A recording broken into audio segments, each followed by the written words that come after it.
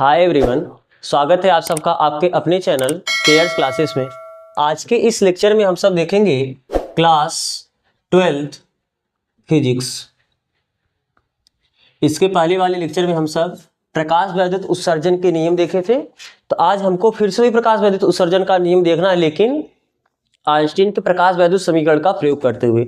तो सबसे पहले हम लोग आइंस्टीन का प्रकाश वैद्युत समीकरण क्या है उसे देखेंगे, फिर उसके बाद उस समीकरण के आधार पर प्रकाश वैद्युत उत्सर्जन के नियम की व्याख्या करेंगे। तो आप हेडिंग डालो आइंस्टीन का प्रकाश वैद्युत समीकरण। प्रकाश वैद्युत समीकरण, आइंस्टीन का प्रकाश वैद्युत समीकरण में क्या है? देखो, सन 1905 में आइंस्टीन ने क्वांटम सिद्धांत के आधार पे, क्वांटम प्रकृति के आधार पे प्रकाश वैद्युत प्रभाव का व्याख्या किया। क्वांटम सिद्धांत में क्या बोलता है कि जैसे कोई भी अगर आपका स्रोत है तो किसी भी स्रोत से जो प्रकाश निकलता है, प्रकाश एक प्रकार का ऊर्जा भी है, अरे प्रकाश तो किसी भी स्रोत से जो ऊर्जा निकलता है वह एक सतत रूप में नहीं निकलता है। सतत रूप का मतलब 1 जूल का, फिर 2 जूल का, 3 जूल का, 4 जूल का, 5 जूल का, 6 जूल का, ऐसे बोलोगे तो आप सतत ही से बोलोगे। सतत मतलब कंटिन्यूअस। तो किसी भी प्रकाश स्रोत से सतत रूप में ऊर्जा का उत्सर्जन नहीं होता है। जो ऊर्जा का उत्सर्जन होता है वो ऊर्जा के बंडलों के, पैकेटों के रूप में होता है। कोई पैकेट हो सकता है 10 जूल का, अगर आवृत्ति ज्यादा होगा तो 20 जूल का ऊर्जा हो जाएगा, आवृत्ति और ज्यादा होगा तो 25 जूल का ऊर्जा होगा। यानी जो ऊर्जा का उत्सर्जन होता है किसी भी स्रोत से वह ऊर्जा के बंडलों के रूप में होता है। क्वांटम सिद्धांत क्या बोलता है? किसी भी स्रोत से ऊर्जा का उत्सर्जन कैसे होता है? ऊर्जा के बंडलों के रूप में, ऊर्जा के पैकेटों के रूप में। और अगर वह ऊर्जा वह स्रोत प्रकाश स्रोत से है तो उससे भी ऊर्जा का उत्सर्जन प्रकाश के ऊर्जा के बंडलों के रूप में ऊर्जा होगा, ऊर्जा के पैकेटों के रूप में होगा। तो उस ऊर्जा के बंडल को या उस ऊर्जा को, पैकेट को हम लोग क्या बोलेंगे? क्वांटम। क्वांटा, अरे आपने बोला है ना क्वांटा यानी फोटान, समझ में आ रहा है? तो किसी भी स्रोत से, जब कोई प्रकाश स्रोत से, उससे प्रकाश स्रोत है उससे अगर ऊर्जा का उत्सर्जन होगा तो ऊर्जा का उत्सर्जन ऊर्जा के बंडलों के रूप में होगा, ऊर्जा के पैकेटों के रूप में होगा। इस ऊर्जा के बंडल या इस ऊर्जा को, पैकेट को आप क्या बोलोगे? फोटान। क्या बोलोगे? और अगर आपको पता है कि हर पैकेट की ऊर्जा क्या होती है? एच म्यू, जहां एच क्या है? प्लांक नियतांक। एच क्या है और न्यू क्या है? आवृत्ति। किसकी आवृत्ति? प्रकाश की, यानी उस बंडल की, उस पैकेट की। समझ में आ रहा है ना? तो इसी क्वांटम सिद्धांत का प्रयोग करके आइंस्टीन ने अपना एक प्रकाश वैद्युत समीकरण दिया है। तो पहले आप ये इतना बात लिखो कि सन 1905 में, सन 1905 ईस्वी में आइंस्टीन ने क्वांटम सिद्धांत के आधार पर या क्वांटम प्रकृति के आधार पर, प्रकृति के आधार पर प्रकाश वैद्युत उत्सर्जन, प्रकाश वैद्युत उत्सर्जन यानी वही प्रकाश वैद्युत प्रभाव ना, आपको कहीं कहीं ये वर्ड मिलेगा। तो प्रकाश वैद्युत उत्सर्जन की व्याख्या की क्वांटम सिद्धांत के अनुसार, क्वांटम सिद्धांत के अनुसार, क्वांटम सिद्धांत के अनुसार किसी स्रोत से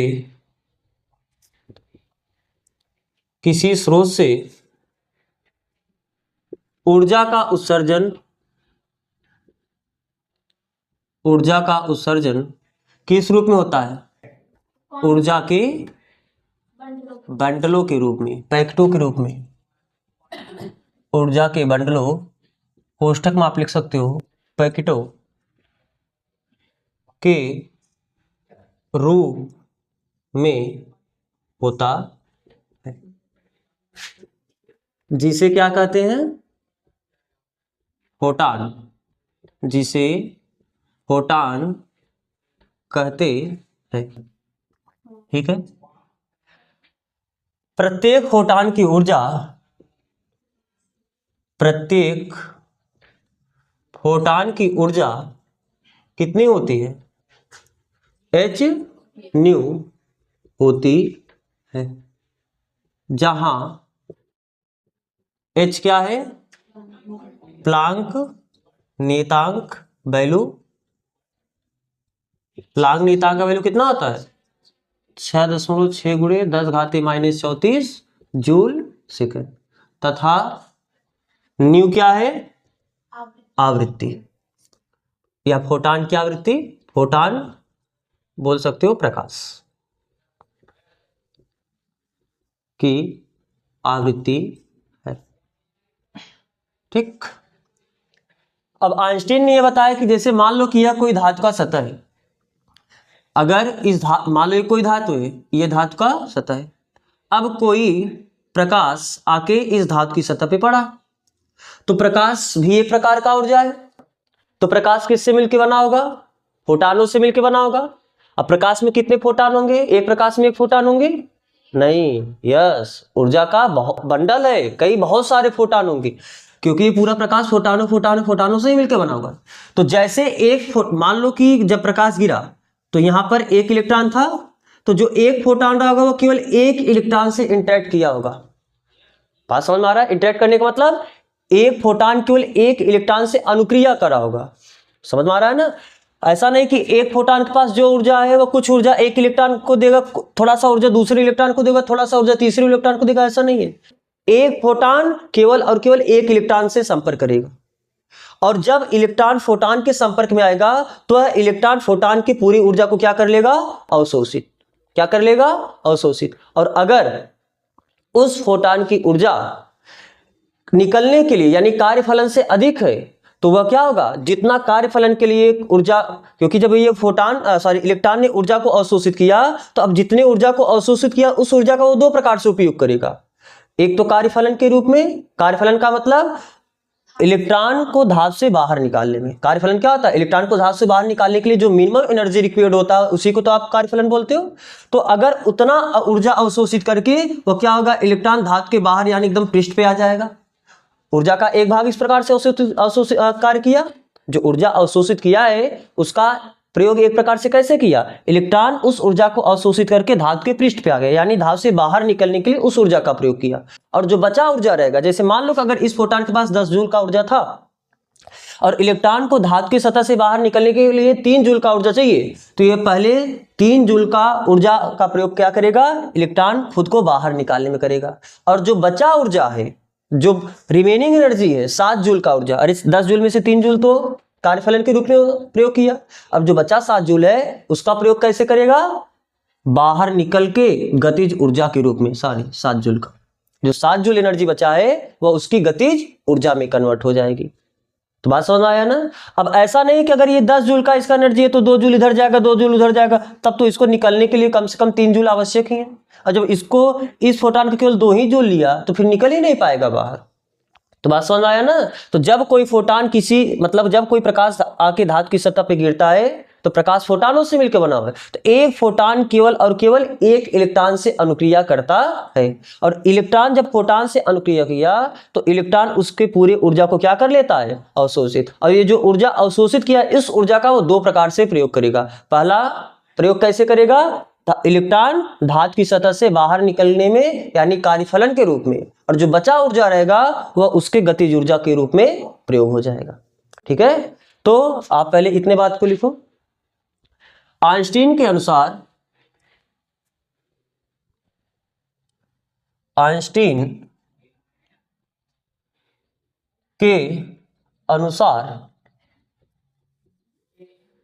जब कोई प्रकाश धातु के सतह पर आपतित होती है, धातु के सतह पर आपतित होती है,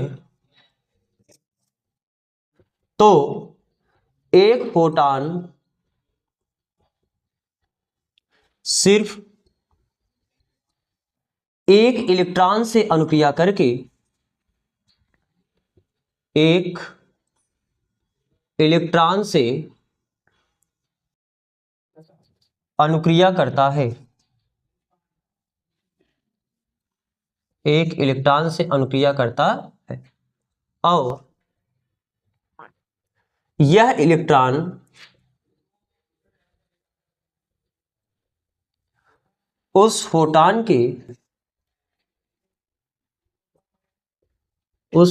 की संपूर्ण ऊर्जा को अवशोषित कर लेता है, संपूर्ण ऊर्जा को अवशोषित कर इस ऊर्जा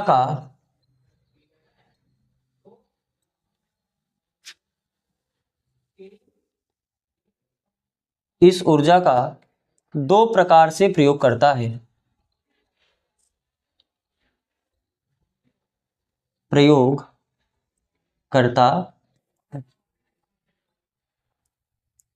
इतना ऊपर आप लिख चुके हो। फर्स्ट, अब इसमें लिखना फर्स्ट पॉइंट, मतलब किस किस दो प्रकार से प्रयोग करता है।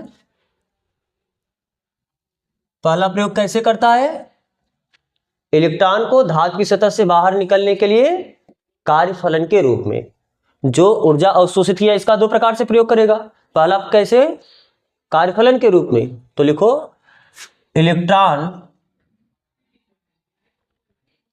को धातु के पृष्ठ से, इलेक्ट्रॉन को धातु के पृष्ठ से बाहर निकालने में कार्यफलन के रूप में,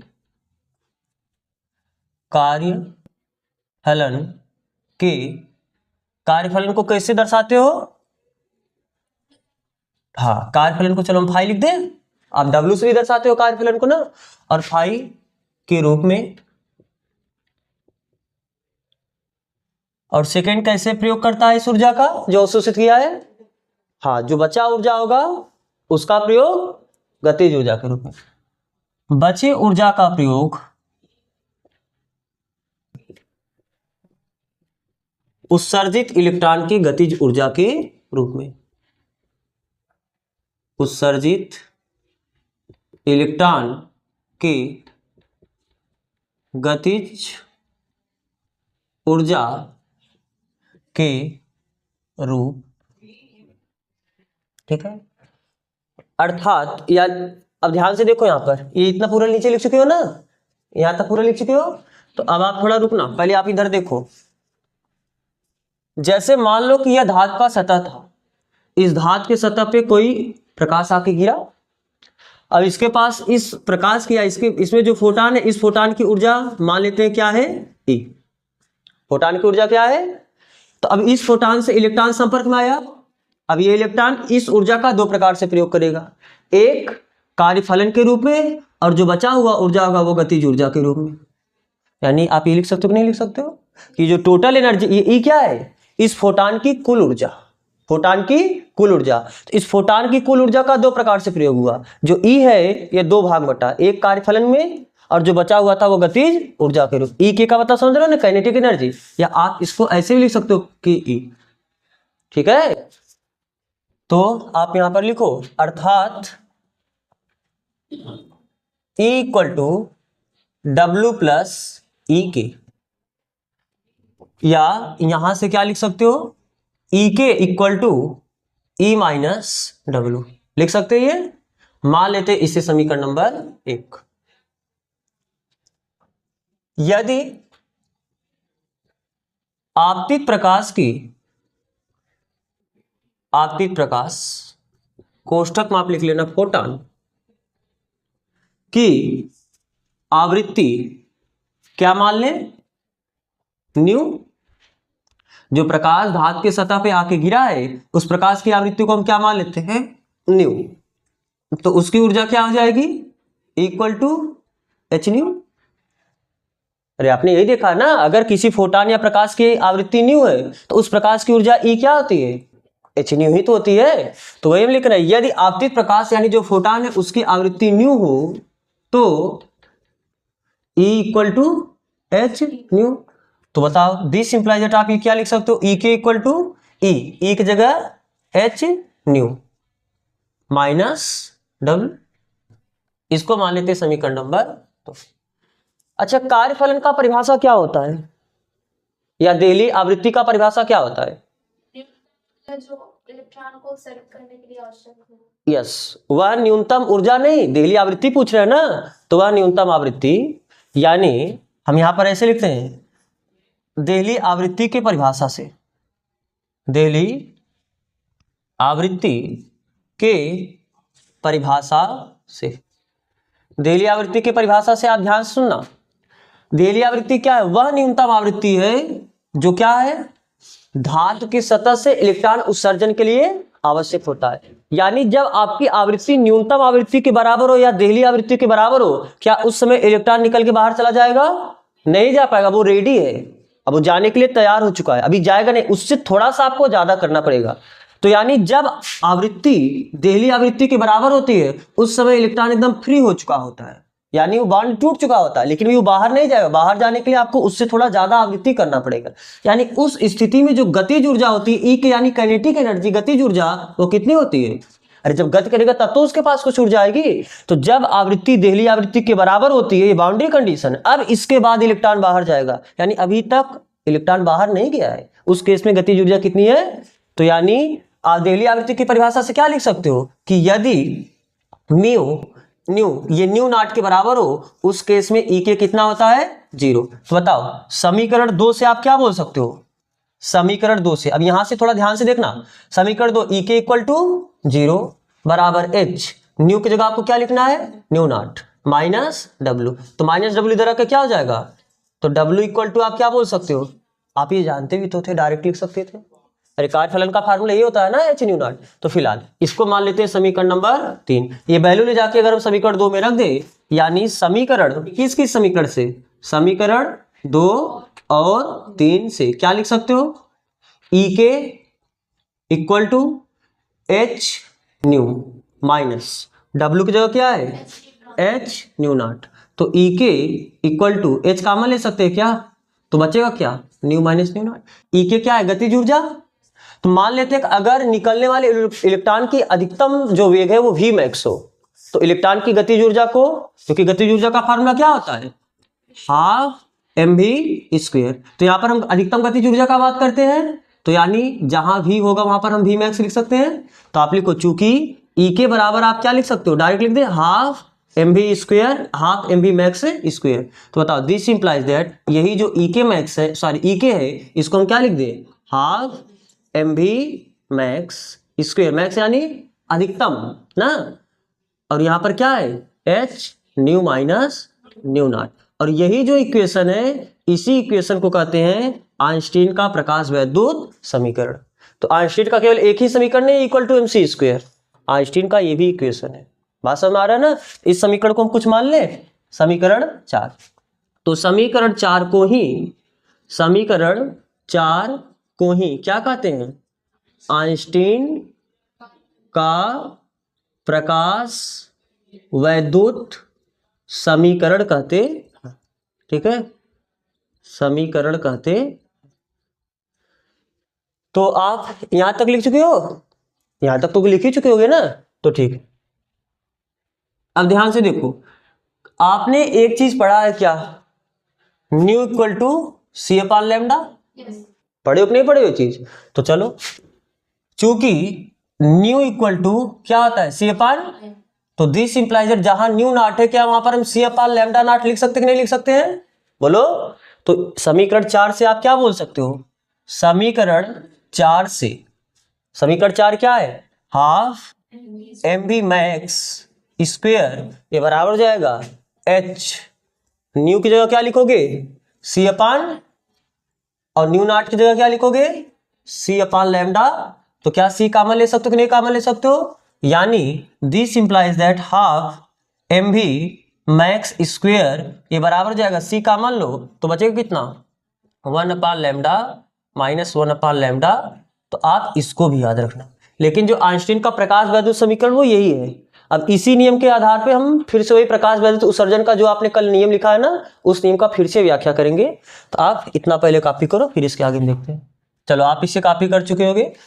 अब हम देखेंगे कि ये जो आपका आइंस्टीन का प्रकाश वैद्युत समीकरण है, इस समीकरण के आधार पे कैसे प्रकाश वैद्युत उत्सर्जन के नियम की व्याख्या करते हैं। तो आप हेडिंग डालो, आइंस्टीन के प्रकाश वैद्युत समीकरण के आधार पर प्रकाश वैद्युत उत्सर्जन के नियम की व्याख्या। आइंस्टीन के प्रकाश वैद्युत समीकरण के आधार पर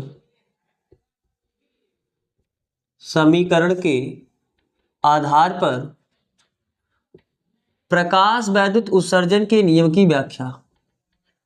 प्रकाश वैद्युत उत्सर्जन के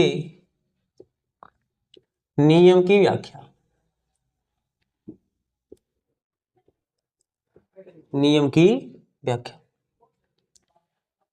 प्रकाश वैद्युत उत्सर्जन, आइंस्टीन का प्रकाश वैद्युत समीकरण क्या है? हाफ mv मैक्स का स्क्वायर ये बराबर होता है कितना? h nu minus nu not. ये प्रकाश वैद्युत आइंस्टीन का प्रकाश वैद्युत समीकरण है। ठीक है, अब ध्यान से देखो, इस नियम के आधार पे आप क्या बता सकते हो? अब ध्यान से आप देखो, यहाँ पर सब हर लेटर का मतलब क्या है आपको पता है ना? हाफ तो हाफ है, m मतलब मास। किसका मास है? इलेक्ट्रॉन का। जो इलेक्ट्रॉन निकल रहा है उस इलेक्ट्रॉन का द्रव्यमान है। और v क्या है? उस इलेक्ट्रॉन की अधिकतम गतिज ऊर्जा। h प्लांक नियतांक। न्यू क्या है?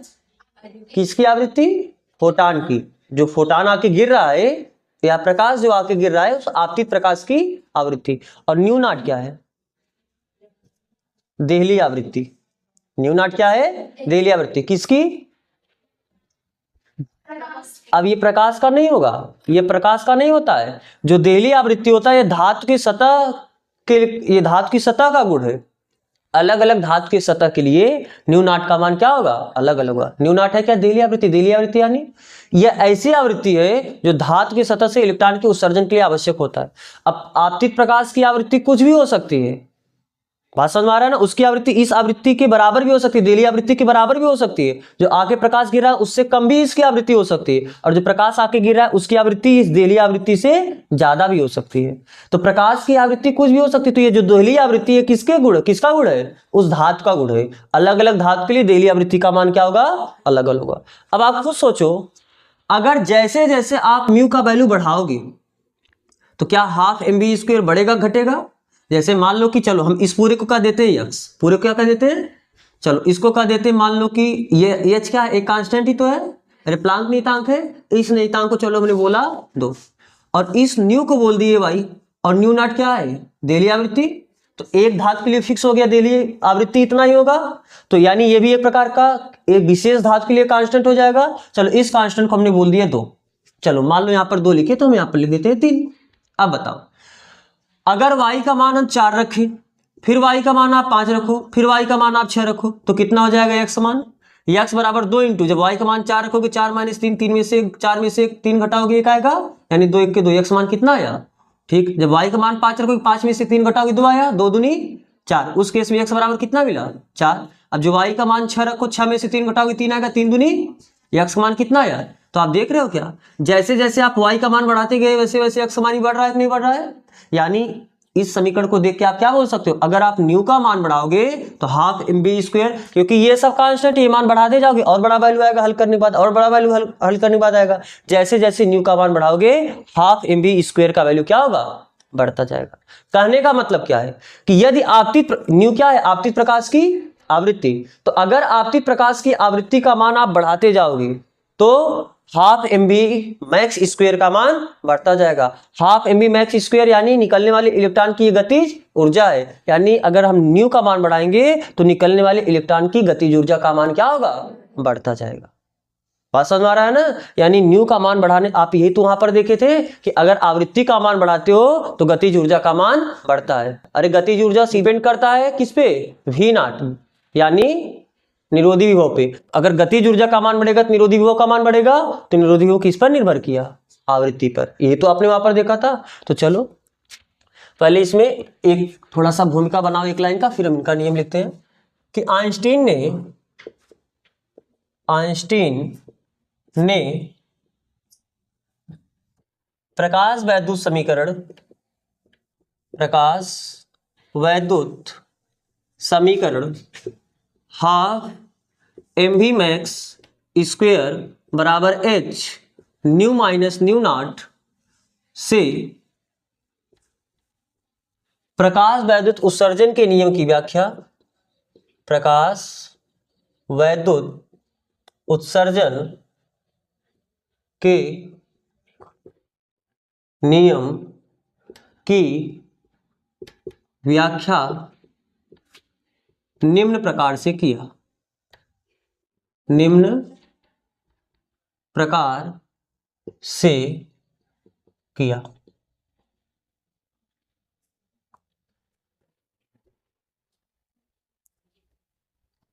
अब इनका पहला, तो बताओ यहां से आपने क्या देखा कि अगर आप म्यू को बढ़ाओगे तो ये पूरा half M B max square का वैल्यू बढ़ेगा, यानी half M B max square यानी गतिज ऊर्जा, यानी आवृत्ति बढ़ाने से जो निकलने वाला इलेक्ट्रॉन है उसकी गतिज ऊर्जा क्या होती है, बढ़ती है। तो आप लिखो कि यदि न्यू का मान बढ़ाया जाए तो half M V max square अर्थात गतिज ऊर्जा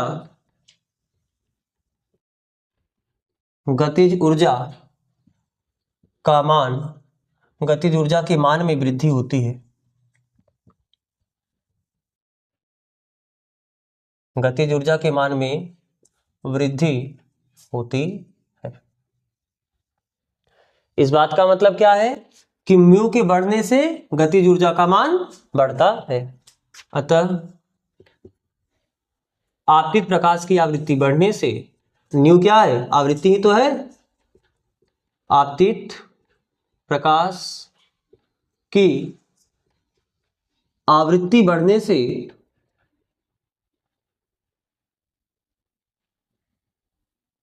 उत्सर्जित इलेक्ट्रॉन की गतिज ऊर्जा, उत्सर्जित इलेक्ट्रॉन की गतिज ऊर्जा बढ़ती है।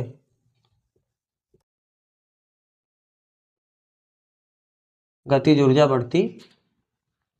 अच्छा आप ये बताओ, अब दूसरा नियम की तरफ हम चल रहे हैं। अगर ये जो न्यू है, न्यू क्या है, आवृत्ति, किसकी आवृत्ति है, आपतित प्रकाश की। धातु के सतह पे जो प्रकाश आके इंसिडेंट हो रहा है, गिर रहा है, उस प्रकाश की आवृत्ति क्या है, न्यू। और धातु की सतह से इलेक्ट्रॉन के उत्सर्जन के लिए कम से कम कितनी आवृत्ति चाहिए, न्यू नॉट, रेडियली आवृत्ति। अगर न्यू का मान न्यू नॉट से हम कर, क्योंकि आपको पता है कि अगर आवृत्ति इस रेडियली आवृत्ति से कम है तो इलेक्ट्रॉन का उत्सर्जन नहीं होगा। कैसे, तो आइंस्टीन ने कैसे इस समीकरण से इस बात का व्याख्या किया। देखो इसी समीकरण से इस बात का व्याख्या किया, आपने पहले यही पढ़े हो ना कि आवृत्ति बढ़ाने से गतिज ऊर्जा बढ़ती है। गतिज ऊर्जा मतलब निरोधी विभव। अरे निरोधी विभव क्या करता है, अधिकतम ऊर्जा वाले इलेक्ट्रॉन को ही तो रोकता है। तो जितना ज्यादा निरोधी विभव यानी उतना ज्यादा गतिज ऊर्जा। जब गतिज ऊर्जा ज्यादा होगा तो उसके लिए ज्यादा निरोधी विभव देना पड़ेगा। तो अगर निरोधी विभव ज्यादा होगा तो गतिज ऊर्जा ज्यादा होगा। तो आपने वहां पर क्या देखा था कि जो निरोधी विभव किस पे निर्भर करता है, आवृत्ति पर। यही तो आपने यही देखा, गतिज ऊर्जा भी किस पे निर्भर करता है, आवृत्ति पर। गतिज ऊर्जा यानी निरोधी विभव। अब इस समीकरण के हिसाब से इन्होंने ये कैसे व्याख्या किया, अब बताओ। अगर न्यू का वैल्यू ये कम हो जाए न्यू नॉट से, न्यू का वैल्यू यानी आपतित प्रकाश की आवृत्ति देहली आवृत्ति से अगर कम हो जाए, तब अगर ये वैल्यू छोटा होगा, कम होने का मतलब ये कम छोटा होना और ये बड़ा होना। तो अगर छोटे वैल्यू में से बड़ा वैल्यू घटाओगे तो फिर क्या आ जाएगा, निगेटिव। कम में से बड़ा वैल्यू घटाओ तो निगेटिव आता नहीं आता है। तो यानी half M V max square क्या आ जाएगा, ऋणात्मक। Half M V max square है क्या, गतिज ऊर्जा, यानी गतिज ऊर्जा क्या होगी। क्या ऐसा संभव है, गतिज ऊर्जा आपका, गतिज ऊर्जा होता क्या, जब कोई चीज गति में होता है तो उसके पास जो गति के कारण जो ऊर्जा होती है वही गतिज ऊर्जा होती है। बहुत होगा कोई चीज रेस्ट में होगा, रेस्ट होने यानी वो विराम अवस्था में होगा, विराम अवस्था में होगा तो उसका गतिज ऊर्जा कितनी होगी, जीरो। और अगर वो चलने लगे तो उसके पास कुछ न कुछ गतिज ऊर्जा आ जाएगी। तो गतिज ऊर्जा जीरो हो सकता है, गतिज ऊर्जा धनात्मक हो सकता है, लेकिन गतिज ऊर्जा ऋणात्मक ये कोई कॉन्सेप्ट ही नहीं है, ये बात असंभव है। यानी इस बात का कोई मतलब ही नहीं है कि गतिज ऊर्जा क्या हो, ऋणात्मक हो, यानी ये असंभव हुआ। असंभव होने का मतलब इस स्थिति में कोई इलेक्ट्रॉन निकलेगा ही नहीं, इलेक्ट्रॉन का उत्सर्जन हो ही नहीं पाएगा। यानी आपको जो आवृत्ति है इससे क्या रखना पड़ेगा, ज्यादा। तो देखो इसी से इन्होंने व्याख्या की, एक ने व्याख्या किया, तो आप लिखो इस नियम को। दूसरा नियम क्या है, यदि न्यू का मान कम हो, किससे, न्यू नॉट से, तो या तब हाफ mv मैक्स स्क्वेयर अर्थात गतिज ऊर्जा, अर्थात ये एक प्रकार से बोलो अधिकतम गतिज ऊर्जा है, ठीक है, अर्थात गतिज ऊर्जा। और किसकी गतिज ऊर्जा, ये किसकी गतिज ऊर्जा है, जो यहां से इलेक्ट्रॉन निकल रहा है, यानी उत्सर्जित इलेक्ट्रॉन, अर्थात उत्सर्जित इलेक्ट्रॉन की गतिज ऊर्जा क्या हो जाएगी, ऋणात्मक। अरे आपने ये वैल्यू इससे कम रख के चला है ना, तो जब ये वैल्यू इससे कम होगा यानी छोटा हुआ, ये बड़ा हुआ, जब छोटे में से बड़ा वैल्यू घटाओगे तो वैल्यू क्या आ जाएगा, ऋणात्मक। तो इलेक्ट्रॉन अर्थात उत्सर्जित इलेक्ट्रॉन की गतिज ऊर्जा क्या होगी, ऋणात्मक होगी। और क्या यह संभव है कि किसी, केवल इलेक्ट्रॉन हो ये जरूरी नहीं है, कोई भी पदार्थ हो, कोई भी कण हो, उसकी गतिज ऊर्जा ऋणात्मक हो ही नहीं सकती है, यानी जो कि असंभव है, जो कि असंभव है। असंभव होने का मतलब ऐसा कोई इलेक्ट्रॉन तब निकलेगा ही नहीं, अर्थात इस स्थिति में, इस स्थिति में इलेक्ट्रॉन का उत्सर्जन नहीं होगा, इलेक्ट्रॉन का उत्सर्जन नहीं होगा। और इलेक्ट्रॉन का उत्सर्जन नहीं होगा तो फिर प्रकाश विद्युत प्रभाव का मतलब ही क्या है। तो अगर आपको इलेक्ट्रॉन का उत्सर्जन कराना है तो इसका वैल्यू इससे कम नहीं होना चाहिए, कम नहीं होने चाहिए, यानी इसके या तो बराबर हो या तो इससे अधिक हो। अतः इलेक्ट्रॉनों के उत्सर्जन के लिए, इलेक्ट्रॉनों के उत्सर्जन के लिए आपतित प्रकाश की आवृत्ति, आपतित प्रकाश की आवृत्ति, आपतित प्रकाश की आवृत्ति यानी म्यू का मान देहली आवृत्ति,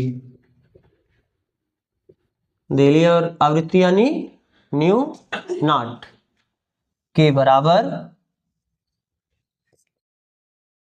या उससे अधिक होनी चाहिए, अधिक होनी चाहिए। तो आप इसे लिख चुके होंगे। अब इनका तीसरा नियम क्या है, देखो, क्योंकि इस फार्मूला में कहीं आपको आवृत्ति दिखा क्या, बताओ, तीव्रता, आवृत्ति नहीं तीव्रता। ये जो आइंस्टाइन का प्रकाश वैद्युत समीकरण है, इस फार्मूले में कहीं आपको तीव्रता दिखा, यानी जो तीव्रता है वो किस पे, आवृत्ति पे तो निर्भर ही नहीं करेगा, आवृत्ति केवल गतिज ऊर्जा पे निर्भर किया। अरे ये गतिज ऊर्जा ही तो है ना, जो गतिज ऊर्जा वो किस पे निर्भर किया, सिर्फ आवृत्ति पे। और आवृत्ति कहीं न किसी प्रकार से तीव्रता पे, तीव्रता क्या होता है समझ में आ रहा है ना, ये तीव्रता क्या होता है, जैसे अभी कम प्रकाश आ रहा था, आपने दरवाजा खोल दिया बस और प्रकाश आ रहा है, यानी पहले 10-15 फोटान आ रहे थे, अब 15-20 फोटान और आ जाएंगे, यानी तीव्रता बढ़ने से बस फोटान की संख्या बढ़ जाएगी, आवृत्ति नहीं बढ़ेगा। हर प्रकाश की आवृत्ति अगर पहले 10 थी, दूसरे की भी 10 थी, तीसरे की भी 10 थी, चौथे की भी 10 थी, अब वैसे ही 10 प्रकाश और डाले, उन सभी की तो आवृत्ति भी 10 वही 10 ही रही होगी कि नहीं होगी, यानी आवृत्ति अप्रभावित रहता है। तीव्रता बढ़ाने से तीव्रता आवृत्ति पे किसी भी प्रकार से निर्भर नहीं करता है। और आपने देखा जो गतिज ऊर्जा वो सिर्फ किस पे निर्भर कर रहा है, आवृत्ति पे। और न्यू क्या है, आवृत्ति है। तो जब गतिज ऊर्जा सिर्फ आवृत्ति पे निर्भर कर रहा है और तीव्रता आवृत्ति पे निर्भर ही नहीं करती है, यानी गतिज ऊर्जा भी तीव्रता पर निर्भर नहीं करेगी। तो आपको यही पॉइंट लिखना है। थर्ड पॉइंट लिखो,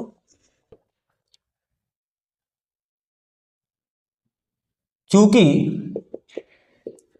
तीव्रता, या ऐसे लिखो, चूंकि आवृत्ति तीव्रता पर निर्भर नहीं करती, निर्भर नहीं करती,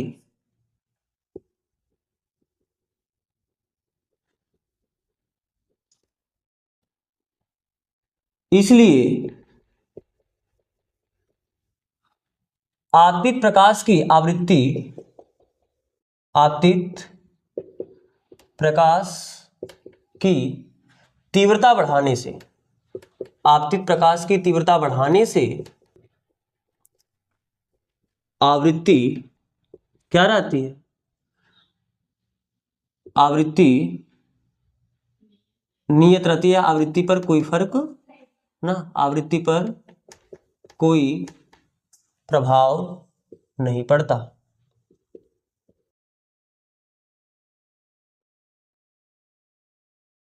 जिसके फलस्वरूप या जिसके कारण तीव्रता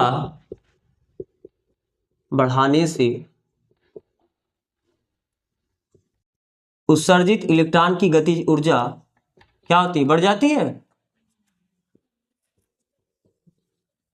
नहीं रहेगी। ना। तीव्रता बढ़ाने से उत्सर्जित इलेक्ट्रॉन की गतिज ऊर्जा अप्रभावित रहती है, कुछ नहीं बढ़ेगी, आवृत्ति बढ़ानी पड़ेगी। उत्सर्जित इलेक्ट्रॉन की गतिज ऊर्जा अप्रभावित रहती है, अप्रभावित रहती। तो फिर तीव्रता बढ़ाने से होगा क्या, तो हम फिर तीव्रता बढ़ाएं क्यों, जब तीव्रता बढ़ाने से गतिज ऊर्जा पे कोई फर्क ही नहीं पड़ रहा है तो फिर तीव्रता क्यों बढ़ाएं। हाँ वेरी गुड, क्योंकि तीव्रता आप जब बढ़ाते हो तो उससे क्या होता है, फोटानों की संख्या में वृद्धि हो जाती है। जैसे पहले केवल 2-4 फोटान आके पड़ रहे थे, अब 2-4 फोटान आके और पड़ जाएंगे। तो जब 2-4 फोटान पड़ने से 2-4 इलेक्ट्रॉन निकला, तब 2-4 फोटान और पड़ेंगे, 2-4 इलेक्ट्रॉन और निकलेगा। यानी पहले कम इलेक्ट्रॉन का उत्सर्जन हो रहा था, अब अधिक इलेक्ट्रॉन का उत्सर्जन होगा, यानी इलेक्ट्रॉनों की जो उत्सर्जन की संख्या है वो बढ़ जाएगी। और जब ज्यादा इलेक्ट्रॉनों का उत्सर्जन होगा तो परिपथ में आपको धारा ज्यादा मिलेगा। इलेक्ट्रॉन ज्यादा होने से आवेश ज्यादा मिलेगा और आवेश ज्यादा होने से धारा ज्यादा होगा। तो आप पैरा चेंज करके लिखना, आपतित प्रकाश की तीव्रता बढ़ाने से, आपतित प्रकाश की तीव्रता बढ़ाने से प्रति सेकंड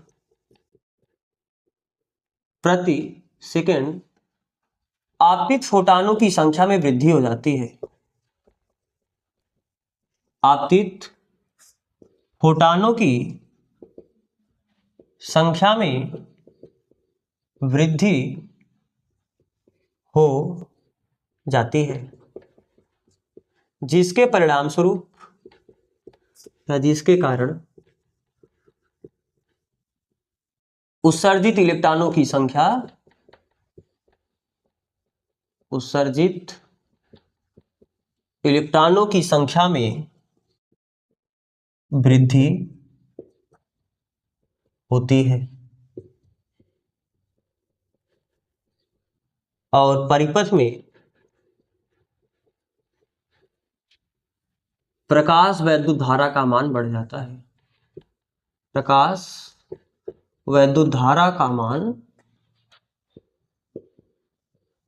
बढ़ जाता है। चलो आप इसे लिख चुके होंगे।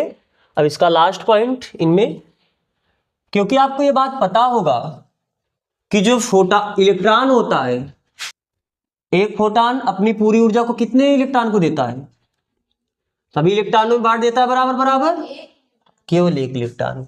जो एक फोटान होता है अपनी संपूर्ण ऊर्जा को केवल एक फोटान एक ही इलेक्ट्रॉन से क्रिया करता है। तो जब एक फोटान एक इलेक्ट्रॉन से, यही तो क्वांटम सिद्धांत है कि जब कोई फोटान किसी धातु की सतह पे आके आपतित होती है तो एक फोटान अपनी संपूर्ण ऊर्जा को केवल एक इलेक्ट्रॉन को डिस्ट्रीब्यूट करता है। एक फोटान केवल एक इलेक्ट्रॉन से अनुक्रिया करता है, अनुक्रिया करने मतलब उससे केवल कांटेक्ट करता है। तो जब एक इलेक्ट्रॉन एक फोटान के कम संपर्क में आएगा तो पूरा एक इलेक्ट्रॉन उस फोटान की पूरा ऊर्जा को क्या कर लेता है, अवशोषित। तो अगर उस फोटान के पास इतनी ऊर्जा है कि यह निकल जाए, यानी उसके कार्यफलन से ज्यादा अगर उसकी ऊर्जा है या कार्यफलन के बराबर ऊर्जा है तो तुरंत क्या करता है, ऊर्जा को अवशोषित करके, अगर कार्यफलन से ज्यादा ऊर्जा है तो तुरंत वो क्या हो जाता है, निकल जाता है। यानी बिना टाइम गैप के, बिना विलंब किए, कोई उसके बीच टाइम गैप नहीं हुआ, फोटॉन आके धातु की सतह पे गिरा, इलेक्ट्रॉन तुरंत ऊर्जा का अवशोषण किया और अगर ज्यादा ऊर्जा है तो तुरंत उतने एक्स्ट्रा ऊर्जा से वो क्या हो जाएगा, निकल जाएगा, यानी समय पश्चता नहीं होती है। तो चौथा नियम ये लिखो, यदि, या ऐसे लिखो पहले, चूंकि, या आप हिंदी में लिख लेना,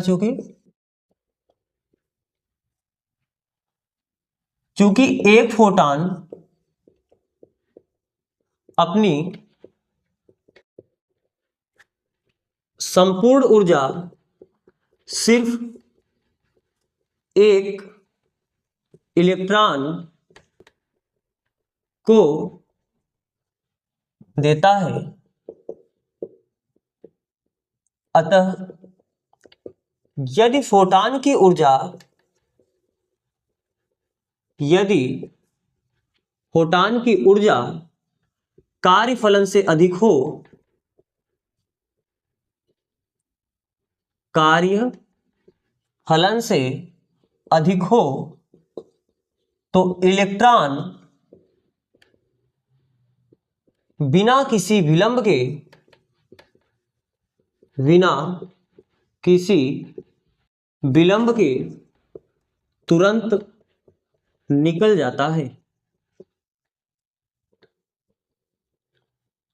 अर्थात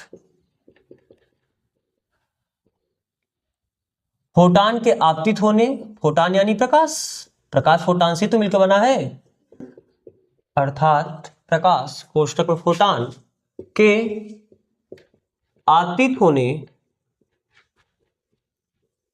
तथा इलेक्ट्रॉन के निर्गत होने यानी उत्सर्जन होने, इलेक्ट्रॉन के उत्सर्जन में कोई समय पश्चता नहीं होती। समय पश्चता का मतलब समझ रहे हो ना, कोई टाइम गैप नहीं होता है, टाइम लैग नहीं होता है, कोई समय पश्चता नहीं रहती। इस तरीके से आइंस्टीन ने क्वांटम सिद्धांत का प्रयोग करके और अपने प्रकाश वैद्युत समीकरण के आधार पे प्रकाश वैद्युत उत्सर्जन के नियम का क्या किया, व्याख्या किया। तो अगर अब आपसे पेपर में देखो यही क्वेश्चन रहेगा, प्रकाश वैद्युत उत्सर्जन के नियम की व्याख्या करो, लेकिन जब केवल इतना ही पूछेगा प्रकाश वैद्युत उत्सर्जन के नियम की व्याख्या करो, तो आपने इसके पहले जो पांचों नियम लिखा है आप वो लिखोगे। लेकिन आपको पेपर में अक्सर यही क्वेश्चन पूछता है और ये आपके लिए बहुत इंपॉर्टेंट है। क्वेश्चन में आप यही पूछता है, इस चैप्टर का सबसे मोस्ट इंपॉर्टेंट ये क्वेश्चन है कि आइंस्टीन के प्रकाश वैद्युत समीकरण का निगमन कीजिए और उसके आधार पे प्रकाश वैद्युत उत्सर्जन के नियम की व्याख्या कीजिए। लॉन्ग में पूछता है, बात समझ में आ रहा है ना।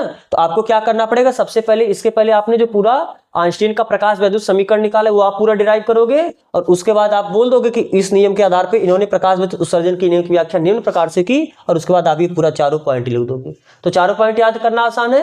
पहला पॉइंट क्या है, यदि म्यू का मान बढ़ाओगे, न्यू यानी आवृत्ति ना, अगर न्यू का मान बढ़ाओगे तो half M B max square का मान बढ़ेगा यानी गतिज ऊर्जा बढ़ेगी, यानी आपतित प्रकाश की आवृत्ति बढ़ाने से जो उत्सर्जित इलेक्ट्रॉन है उसकी गतिज ऊर्जा के मान में वृद्धि होती है। दूसरा पॉइंट आपने क्या लिखा है, अगर न्यू का मान न्यू नॉट से कम होगा तो जो half M B max square का वैल्यू लिखे हो ये ऋणात्मक हो जाएगा, जो कि क्या है, असंभव है, यानी गतिज ऊर्जा किसी का ऋणात्मक होता ही नहीं है, तो असंभव है। इसका मतलब क्या है, इलेक्ट्रॉन का उत्सर्जन नहीं होगा। तो अगर इलेक्ट्रॉन का उत्सर्जन कराना है तो जो न्यू का मान है यानी आपतित प्रकाश की आवृत्ति है उसका मान न्यू नॉट यानी देहली आवृत्ति से अधिक होनी चाहिए। फिर तीसरा नियम क्या है, अगर आप तीव्रता का मान बढ़ाओगे, क्योंकि तीव्रता आवृत्ति पे निर्भर नहीं करता या आवृत्ति तीव्रता पे निर्भर नहीं करता है, तो अगर आपने तीव्रता बढ़ाया तो उससे आवृत्ति अपरिवर्तित रहती है। अपरिवर्तित रहने का मतलब उससे गतिज ऊर्जा पर कोई फर्क नहीं पड़े, क्योंकि गतिज ऊर्जा का जो प्रभाव है, गतिज ऊर्जा जो बदलेगा वो सिर्फ और सिर्फ किससे बदलता है, आवृत्ति से, न्यू से बदलता है। तो जब तीव्रता बढ़ाने से न्यू बदलेगा ही नहीं तो फिर गतिज ऊर्जा भी नहीं बदलेगी। तो फिर तीव्रता बढ़ाने से होगा क्या, फोटानों की संख्या प्रति सेकंड, आपतित फोटानों की संख्या बढ़ जाएगी, और फोटान की संख्या बढ़ने से क्या होगा, ज्यादा इलेक्ट्रॉन निकलेगा और ज्यादा इलेक्ट्रॉन निकलने से प्रकाश वैद्युत धारा का मान बढ़ जाएगा। फिर चौथे पॉइंट में आपने यही लिखा है, अगर जो फोटान है, क्योंकि आपको पता है कि एक फोटान अपनी पूरी ऊर्जा सिर्फ और सिर्फ एक इलेक्ट्रॉन को देता है, तो जैसे फोटान आके गिरा, अगर उसकी ऊर्जा कार्यफलन से ज्यादा, तो इलेक्ट्रॉन तुरंत उसकी पूरी ऊर्जा को अवशोषित करके जितना कार्यफलन होगा उतना ऊर्जा हटा के, उतना ऊर्जा खर्च करके जो बचा ऊर्जा रहेगा उतने गतिज ऊर्जा से क्या होगा, निकल जाएगा। यानी आपतित फोटान के गिरने में और इलेक्ट्रॉन के उत्सर्जन में कोई टाइम गैप नहीं होता। फोटान गिरा कब, लेकिन जब इसकी ऊर्जा ज्यादा हो, कार्यफलन से इसकी ऊर्जा ज्यादा हो। तो अगर जो फोटान आके गिर रहा है इसकी ऊर्जा कार्यफलन से ज्यादा है, तो फोटान आके गिरेगा और तुरंत इलेक्ट्रॉन का उत्सर्जन हो जाएगा, यानी there is no time lag. का प्रकाश वैद्युत प्रभाव यहाँ पर कंप्लीट हुआ है। अब इसके आगे अभी आपने क्या देखा, अभी आपको देखना है कि प्रकाश कण प्रकृति का व्यवहार कैसे किया ना। अभी आपने तो केवल प्रकाश वैद्युत प्रभाव पढ़ा, अब आपको देखना है कि प्रकाश कण प्रकृति के जैसे व्यवहार करता है। फिर द्रव्य तरंगे क्या होती है, द्रव्य तरंगे यानी जो द्रव्य होती है वो भी तो तरंग की भांति व्यवहार करती है, केवल प्रकाश कण की भांति नहीं व्यवहार करता, जो द्रव्य होता है वो भी तरंग की भांति व्यवहार करता है। उसको हम अब बाद में देखेंगे, पहले हम प्रकाश वैद्युत प्रभाव पे क्या कर ले, न्यूमेरिकल कर ले। तो चलो न्यूमेरिकल को हम अगले लेक्चर में करेंगे, आज फिर यहाँ तक बस कर देते हैं। तो यहाँ तक जुड़ने के लिए आप सबका बहुत बहुत धन्यवाद।